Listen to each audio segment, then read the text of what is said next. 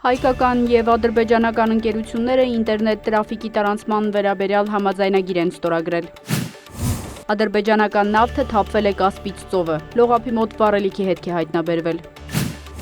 Շվեյցարիայում ավարտվել է Միացյալ Նահանգների Իրան բանակցությունների առաջին փուլը, կողմերը պայմանավորվել են վերահսկող կոմիտե ստեղծել։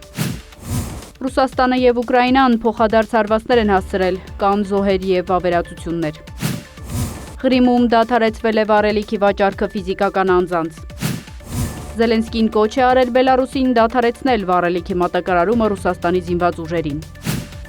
Ռուսական անօդաչու թռչող սարքը թուրքական բեռնատար նավ է խոցել։ Պայթյուն Կատարի ամենամեծ էներգետիկ համալիրում, կա 54 վիրավոր, 18 անհետ կորած։ Մեծ Բրիտանիայի վարչապետ Քիր Սթարմերը հրաժարական է տվել, BBC։